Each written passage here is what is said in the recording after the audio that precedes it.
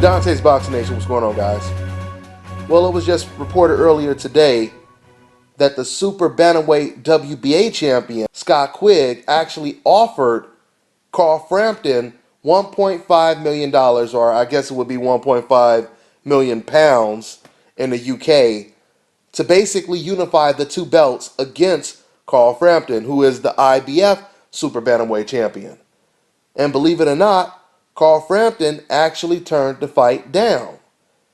Now, what's so shocking to me is this is actually the biggest fight that could be made in the UK, in Europe basically, right? Not including the pound for pound champion in that division, Guillermo Rigondeaux. Outside of Rigo, this is the biggest fight that can be made in that division. Okay? So it really doesn't make any sense for Carl Frampton to turn the fight down. Now, Carl Frampton is saying he's not getting paid enough to get in the ring with Scott Quigg. Like I told you guys before, it's funny when I hear people say stuff like that, because if you've been fighting other opponents and you haven't been getting that amount of money, and then all of a sudden when a certain opponent comes along, you say, I need this amount of money before I get in the ring with that guy. You know, I remember when I was really young and Mike Tyson was the big thing. He was the most feared fighter in all sports, right? The baddest man on the planet. I remember, and I think a lot of you guys can relate to this, I remember my older uncles and family members, so on and so forth, they would always talk about getting in the ring with Mike Tyson, how much money it would take to get in the ring with Mike Tyson, right? They would say, man, you give me $1 million, he can knock my damn head off. And as soon as I wake up, I'm going straight to the bank and cashing that check, so on and so forth, right? It's funny when you hear professional boxers today that aren't just, family members of mine sitting on the couch talking about what they would do for a certain amount of money. When you're a professional boxer and you're supposed to be an elite athlete or an elite fighter in that division, not only just elite, but you're one of the champions in that division. Why are you talking like you're some casual boxing fan who's never fought before that needs some extra incentive to get in a ring with a certain opponent? I mean, when you do this for a living, it's a lot different, isn't it? If you have confidence in your skill and your ability, then you don't need that extra money, because it really sounds like you're trying to cash out. Now, this is funny because Amir Khan, he turned down a Kell Brook fight, which also made no sense because Kell Brook is a champion. That's another one of the biggest fights that would, be in the UK. It could sell out Wembley Stadium. The fight would be huge. But Amir Khan, he's trying to pursue a fight with Chris Algieri, and his excuse was Kell Brook is just trying to cash out, because he just wants to make money and then retire because he knows that I'm going to beat him. But see, the excuse makes no sense. Because unlike Kell Brook, Carl Frampton is basically saying, you have to give me this amount of money before I even think about getting in the ring with someone like Scott Quigg. Kell Brook is not saying that. Kell Brook is saying, let's make the fight. Kell Brook, he's ready to make the fight. He's not creating any stipulations that would suppress negotiations, right? So the big question is, if Carl Frampton needs millions and millions and millions of dollars to get in the ring with Scott Quigg, how come he didn't need that type of money to get in the ring with Chris Avalos or Kinko Martinez? You only need that kind of money to go against Scott Quigg? Now, a lot of people would interpret that as a real cash out fight. When Amir Khan was talking about Kell Brook wants to cash out, no, that's what it sounds like Carl Frampton is trying to do. He's basically saying, if I'm going to lose, you are going to pay me good, right? Now, and of course, the same stipulations would apply to Guillermo Rigo when it comes to Carl Frampton getting in the ring with him, except if he wants 5 to 7 million to get in the ring with Scott Quigg, he's going to want at least $50 million to get in the ring with Guillermo Rigo, because we really know what time it is when it comes to fighting against Guillermo Rigondeaux. And speaking of Rigo, when he heard about this proposition, he immediately responded and said, "Oh, I'll take the $1.5 million that Carl Frampton is not willing to take and fight Scott Quigg." And of course, we haven't gotten any response from Scott Quigg, and I doubt that we will get one. See, one thing about fighters over there in the UK and in Europe, they respect skill and they recognize skill. Skill recognize skill. Okay? They know what type of animal Guillermo Rigo is.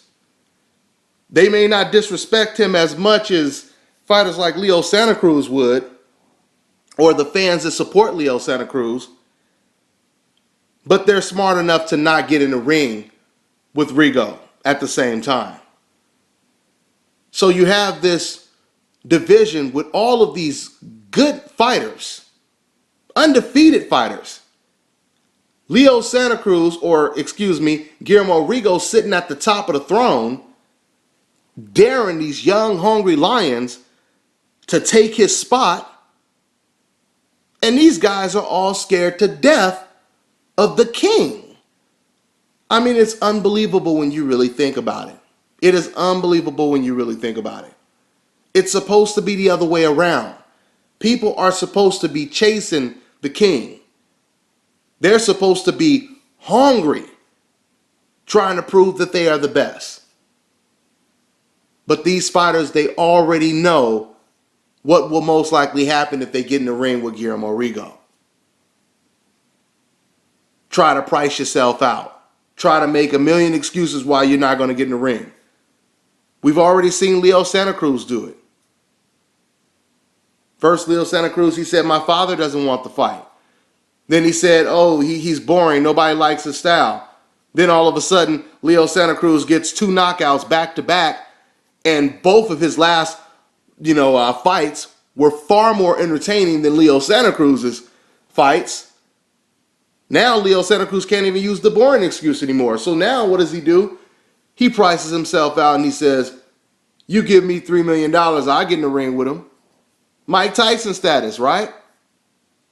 I mean, but if that's the case, what makes you different than any guy sitting on the couch? Any guy will, jump off the couch and fight Guillermo Rigo for $3 million. So what separates you? This is what you do for a living.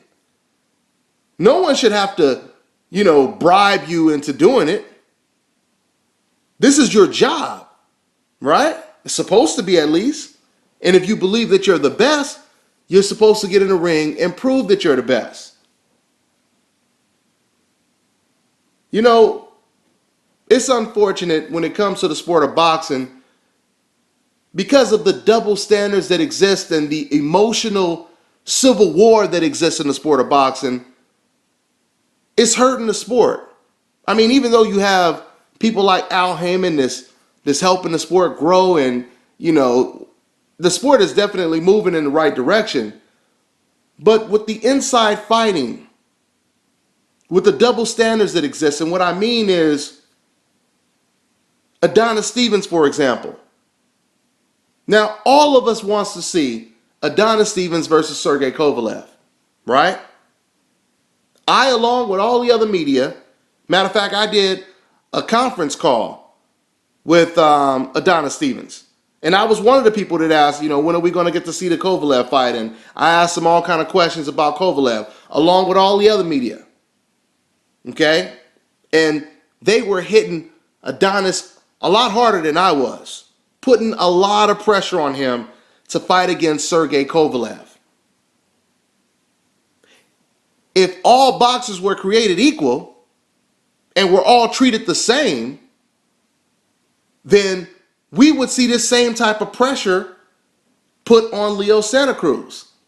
Now, what's so funny is Leo Santa Cruz and Adonis Stevens, they're both under Al Heyman. But because we know what time it is, since Adonis is on a coincidental list and Leo Santa Cruz is not on that list, they blame Adonis when we don't get the Kovalev fight.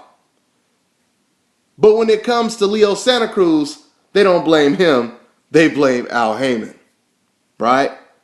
You see, the difference between me and the people who play these games is I put pressure on Adonis just like I put pressure on Leo Santa Cruz. If there were more people like me that would treat all of these fighters the same, then we would get more of the fights that we want to see.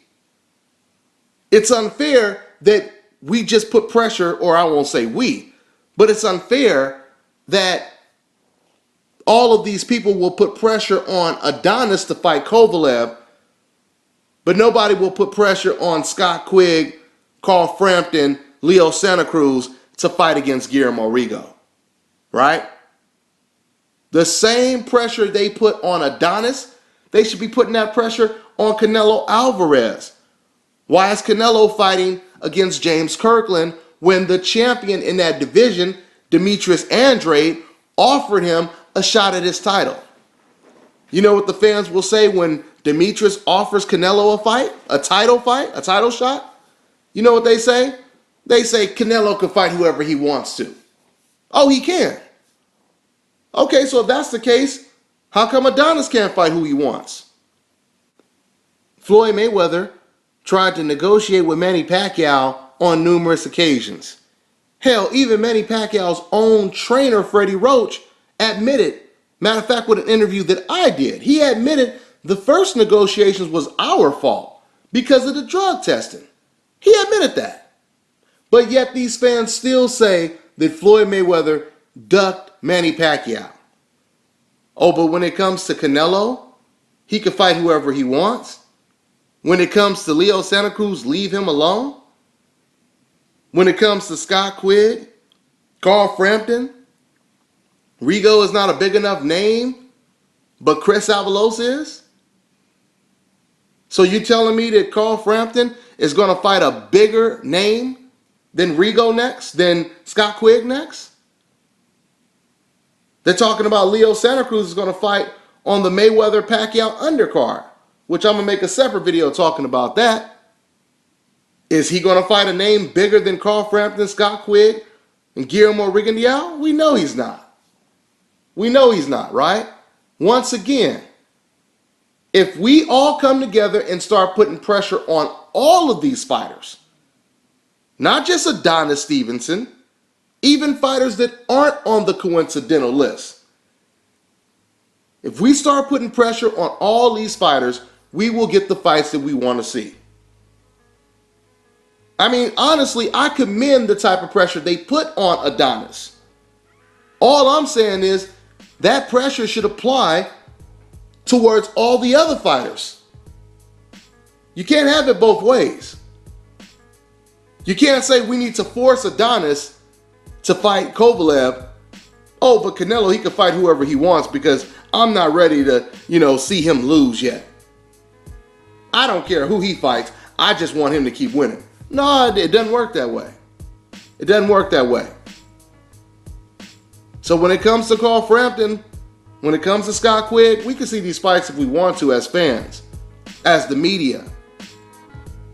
But you guys have to start putting pressure on these fighters.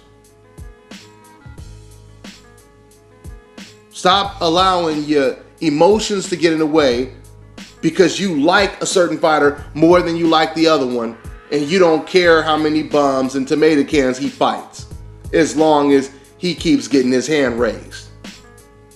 I mean, it's really time for the commission and all of the WBC, WBO, IBF presidents to start forcing these champions to fight real opponents, real mandatories, real unification bouts. I know the WBC, I believe it was the WBC, they did something like that with Adonis, but once again, all boxers are supposed to be created equal. So let's get some equality going on when it comes to pressuring these fighters to get in the ring with real competition. That's all I got. I'm on to the next one.